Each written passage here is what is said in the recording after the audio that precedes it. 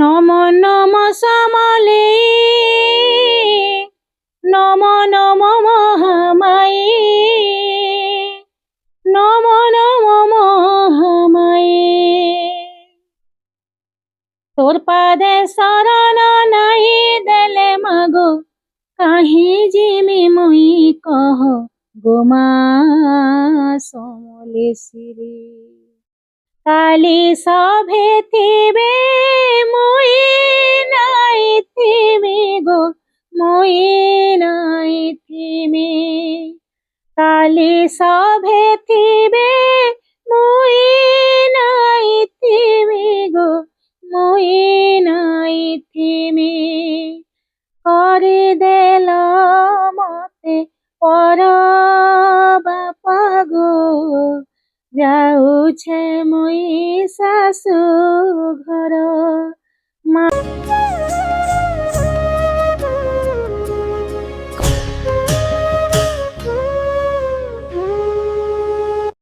नमस्कार ओडिया अस्मितार गोटे स्वतंत्र अध्याय के स्वागत कर सुब्रत कला संस्कृतिर माटी संबलपुर कलार नगरी संबलपुर आज्ञा हाँ संबलपुर कहले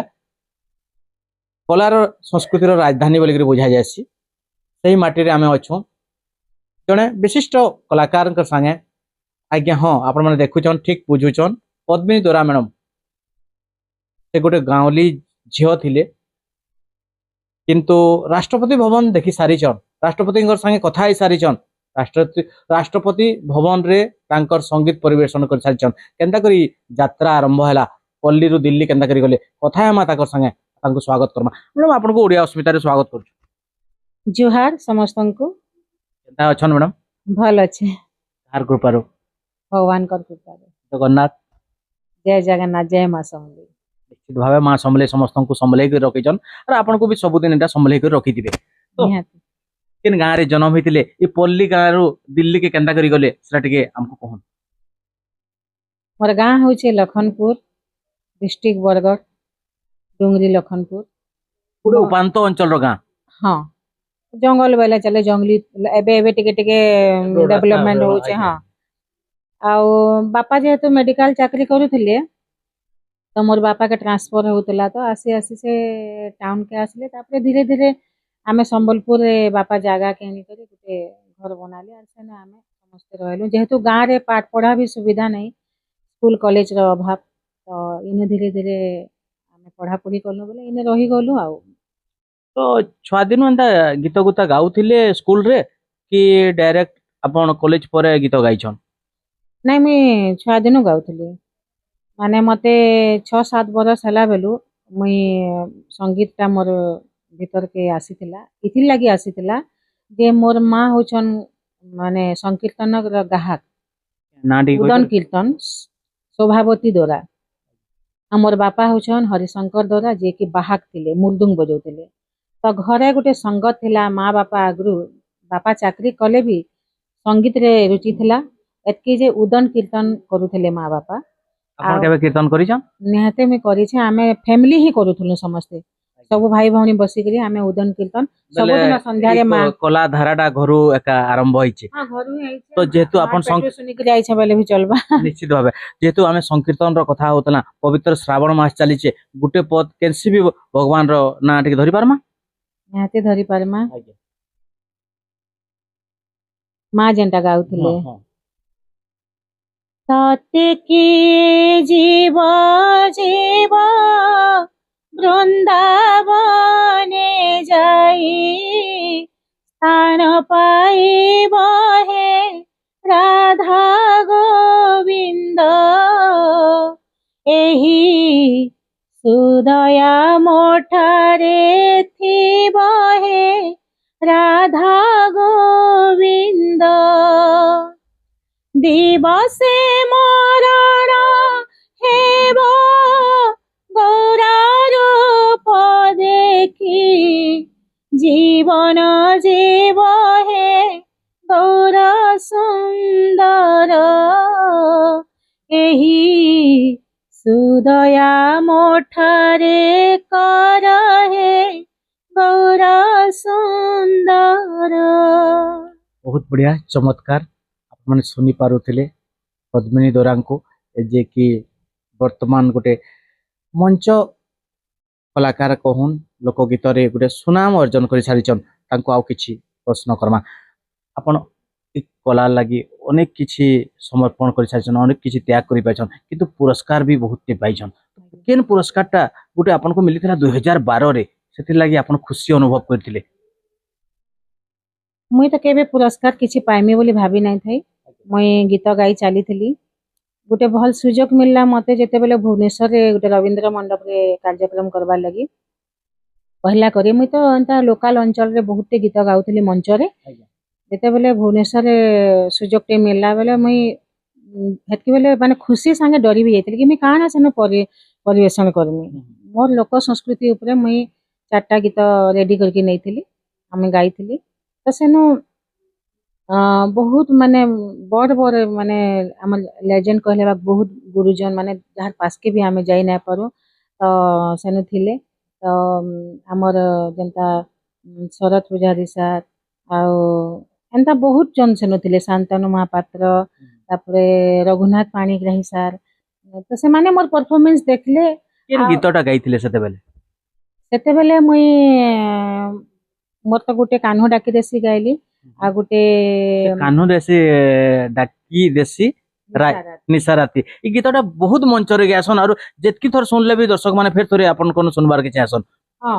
ହେନ୍ତା ହେସି ମୁଇଁ ଭାବସି କି ଗୁଟେ ଗୀତ କାଁ କରି ଗାଇମି ବୋଲି କରି ବେଲେ ଯେନ୍ ମଞ୍ଚରେ ନାଇଁ ବି ଗାଏ ବେଲେ ସେନୁ ମତେ ସେମାନେ ମତେ ଲାଷ୍ଟ ବେଲେ ହେଲେ ଥରେ ଗାଇବା ଲାଗି କହିସନ୍ ଆଉ ଏଇ ଗୀତଟା ମତେ ପରିଚୟ ଦେଇଛେ କାହ୍ନୁ ଡାକି ଦେସି ମତେ କହିସନ୍ କି ସବୁ ମାନେ ଆପଣଙ୍କର ଗୋଟେ ସିଗ୍ନେଚର ଗୀତ ଯେତେ ଗୀତ ଗାଇଲେ ବି ତ ନିହାତି ଭାବେ ମୋର କାହ୍ନୁ ଡାକି ଦେସି ମୋର ଗୋଟେ ପରିଚୟ ଦେଇଛି ମତେ ଗୋଟେ ପଦ ଓଡ଼ିଆ ଅସ୍ମିତାରେ କହିଦଉନ୍ ସେଟା कान्हो डाके देसी निसरा तेरे माँ दुलु के छाती नाई परे थोए धरे ताके है उछे झुरी नाई परे थोए धरे ताके है उछे झुरी मौन है सिटानी तार को तेरे माँ दुलु के छाती ବହୁତ ବଢିଆ ଚମତ୍କାର 2012 କଥା ହଉଥିଲା ହଁ 2012 ଆଜ୍ଞା ତ ମୋର ପରଫରମେନ୍ସ ଦେଖିଲେ ଆଉ ସେନେ ବହୁତ ମତେ ପ୍ରଶଂସା କରିଥିଲେ କି ଆମେ ସମ୍ବଲପୁରୀର ଅନେକ କାର୍ଯ୍ୟକ୍ରମ ଦେଖିଛୁ ଅନେକ କଳାକାର ମାନଙ୍କୁ ବି ଦେଖିଛୁ କିନ୍ତୁ ଏଇ ଝିଅଟା ଯୋଉ ଭଳିଆ ପରିବେଷଣ କଲା ଯେନ୍ ପ୍ରକାର ସେ ଜିନିଷଟା ଆମକୁ ଟିକେ ନୂଆ ଲାଗିଲା ତ ବହୁତ ସୁନ୍ଦର ଗାଇକି ବହୁତ ସୁନ୍ଦର ଆପଣଙ୍କର ମାନେ ପ୍ରେଜେଣ୍ଟେସନ ମାନେ ଶୈଳୀଟା କହିଲେ ସେମାନେ ପ୍ରଶଂସା କଲେ ମଞ୍ଚ ଉପରକେ ଆସିକରି ମତେ ସେମାନେ ବହୁତ ପ୍ରଶଂସା କରିଥିଲେ ତାପରେ ସେମାନେ ହିଁ ମତେ କହିଲେ ଯେ ଏନ୍ତା ଗୋଟେ ପୁରସ୍କାର ପକା ହେସି ମାନେ ଆପଣ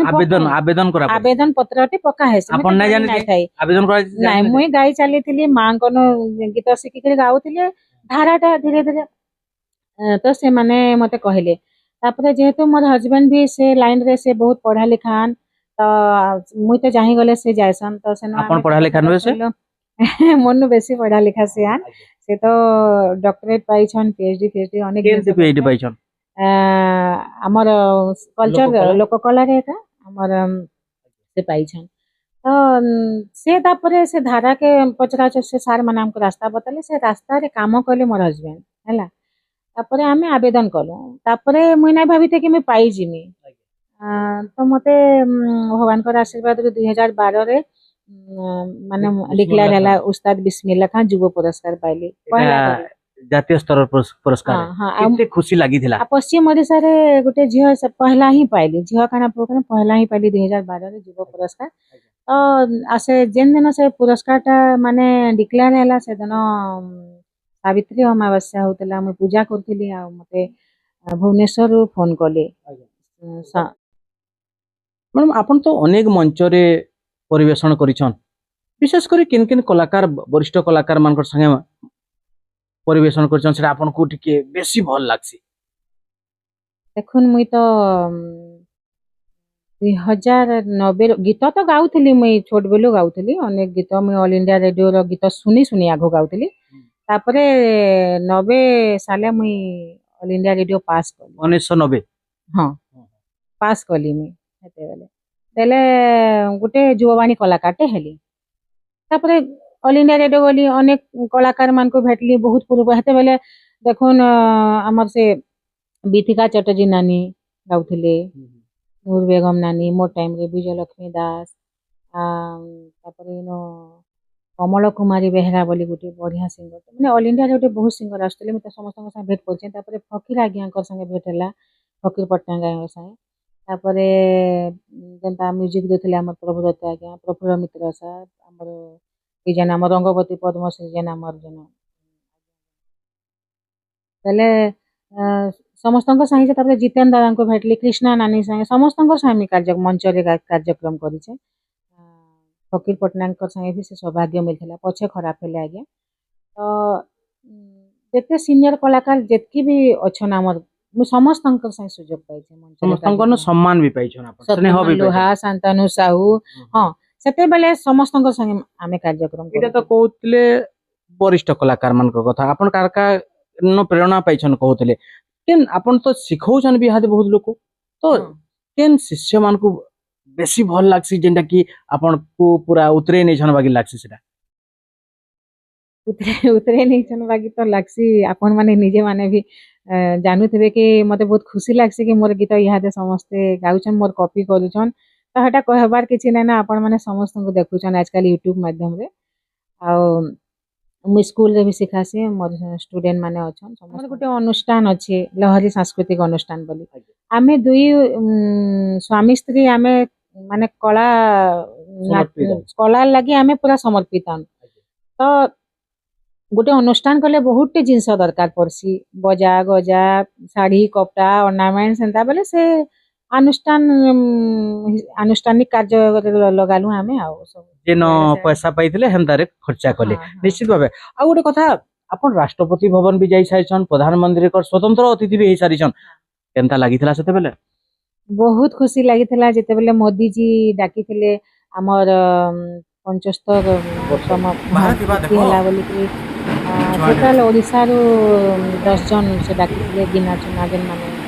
विभिन्न विभिन्न क्षेत्र रे तो लोक संगीत क्षेत्र रे से माने मते बाछिथिले आ पठैथिले